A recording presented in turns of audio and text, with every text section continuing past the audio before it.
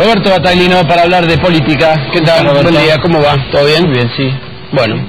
Bastante bien todo. Me sorprendió el frío que hacía en Cosquín anoche.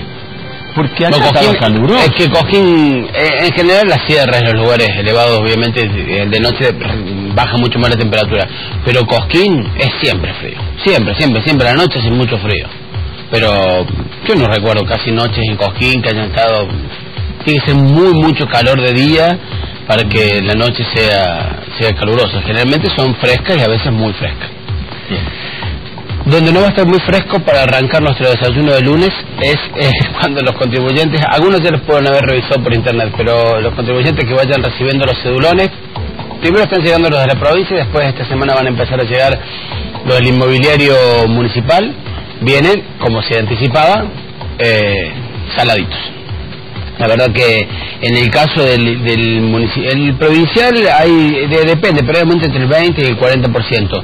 Ahora, en el municipal, si bien hay barrios, hay sectores de la ciudad que no han sufrido modificaciones, hay algunos sectores, y no sectores de altos ingresos, barrios de clase media, donde el aumento es del 90%, 80 y pico, 70... Es fundamental, si la gente tuvo el beneficio del 30% el año pasado, ellos son los que van a sentir más el impacto.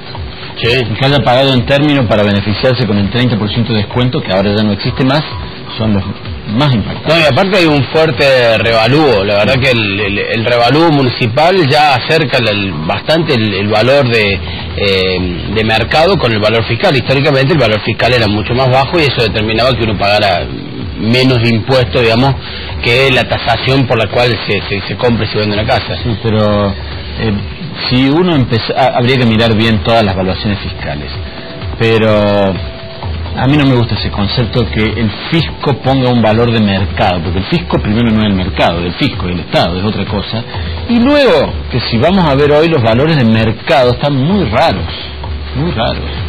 Hoy las casas caras no son tan caras y están muy caras las casas baratas, es decir, hay como un aplastamiento del valor de las viviendas entre la más cara y la más barata. Están valiendo mucho más los terrenos en algunos barrios que las casas, porque hay algunos barrios de supuesto poder adquisitivo importante, que como se está construyendo edificios y las casas que están ahí las tiran abajo, de manera que no vale la casa, no vale lo plantado, sino que vale más el terreno, así que... Bueno, esto se está dando, y esto que se da en la ciudad de Córdoba con los impuestos, con el tema de la contribución por el impuesto inmobiliario, tanto provincial como municipal, también se está dando en el interior, en algunos municipios, y se va a dar con mucha fuerza cuando empiecen a desaparecer los subsidios de la tarifa de los servicios públicos nacionales, como el caso del gas.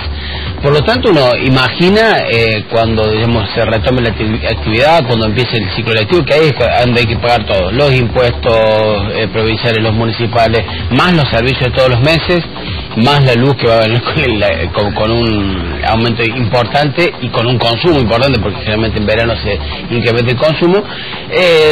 La verdad que habría que ver para una familia tipo promedio, un asalariado promedio de clase media, cuánto es el impacto, pero yo creo que va a tener que terminar pagando entre servicios e impuestos tal vez un 50 o 60% más que en febrero o marzo del año pasado. Ahora, ¿va a haber corregido su sueldo un 50 o 60%?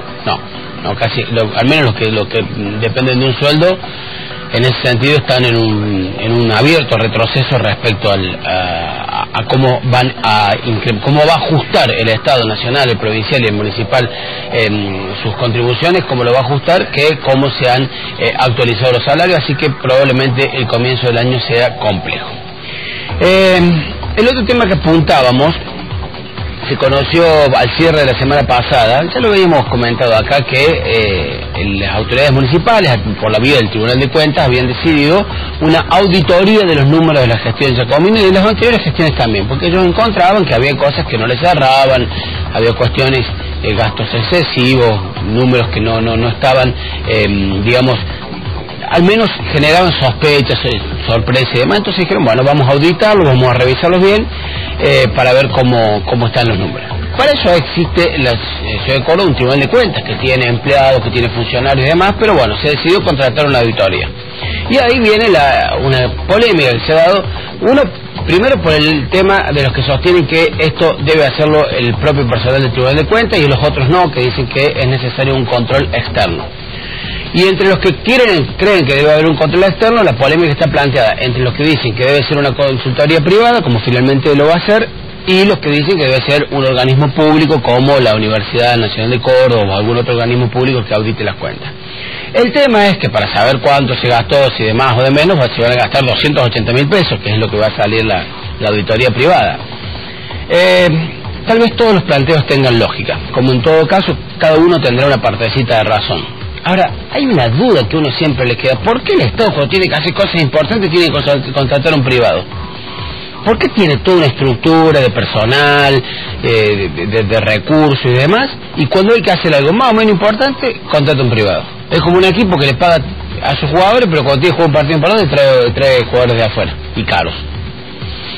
Duda que van pasando las generaciones y se acumulan como capas, tanto los empleados como estas cuestiones que tienen que ver con las contrataciones externas. ¿Cuál es la política de ingreso de personal al Estado? Bueno, se hacen concursos donde se mide la idoneidad, la capacidad, los antecedentes, donde pesan mucho los estudios. En el gobierno de Schiaretti hubo un concurso, al menos, de cargos directivos y demás, cuestionado, pero el concurso sí. Ahora, en general, sacando ese ejemplo, en general, ¿cuál ha sido en todos estos años la política de ingreso del personal al Estado? Y es el pago por militancia o pertenencia o adhesión a un partido político. ¿No? Es como el que en algunos casos hay que decirlo, coincide que las personas que tienen la militancia son idóneas, son capaces y son las mejores para ocupar ese puesto. Pero no han sido incorporadas por eso. No, y fíjate vos que en el 95, en el 95 se dictó la Carta Orgánica de la Ciudad de Córdoba, o sea que ya pasaron nos acercamos a los 20 años, y estaba estipulado expresamente que debía ser, que fuera tomado por el Estado municipal, debía rendir un concurso previo. Bueno, después le interpretaron que el concurso tenía que ser cerrado, que los empleados, cuestión que se fueron acumulando, como decíamos, capas de empleados y no han pasado ninguno de ellos a rendir un concurso abierto. Concurso cerrado y demás, y de verdad que abierto, porque después te ponen una cláusula con el tema de que si uno ya trabaja en el Estado o demás, tiene como contratado, como se tiene un puntaje mucho mayor. Entonces es imposible, porque el que viene de afuera no lo puede alcanzar nunca al que ya está adentro. Entonces, ¿cómo es el mecanismo? Contrato al amigo, al puntero, al que está conmigo, y después llamo a concurso, total, larga con 3 vueltas de ventaja. Sí, además ya conoce un poco más el oficio. Y aparte, aunque no lo conozco, hay un puntaje grande sobre el otro. Bueno, 2 temitas finales. Uno, que se multiplican los reclamos de intendentes del interior pidiendo auxilio económico porque tienen muchas dificultades para hacer frente a sus obligaciones, las salariales, para prestar servicio, y le están pidiendo desesperadamente a la provincia una soga, y la provincia, como ocurre con otros estados provinciales, está pidiendo desesperadamente una soga al Estado Nacional, y sucesivamente ahí anda también el país buscando créditos afuera que tampoco hay, y bueno, y ya no sé si hay otro, después del organismo de crédito internacional es otra instancia más para buscar. Y la otra es esta, controversia que planteábamos el viernes sobre la respuesta que le dio la EPEC al gobierno provincial sobre los cortes y demás, como que no podía determinar en qué zona habían sido, como que no habían sido cortes en sí mismos, sino indisposiciones del servicio.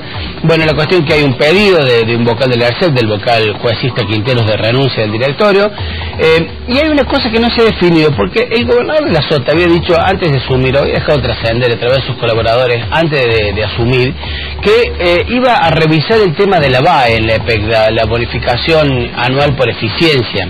Que se le paga a los empleados. Que se le paga por eficiencia. Y la cuestión es que después quedó instituido como un adicional salarial más. Si no se pagó, debía haber estado pagándose en estos momentos. No hay definición, o al menos el gobierno no ha comunicado si ha sido revisada o no. No debe haber sido revisada, porque si no los muchachos de Ley y Fuerza lo hubieran hecho saber. Roberto, gracias. Nos vemos mañana. Muy bien. Noticias.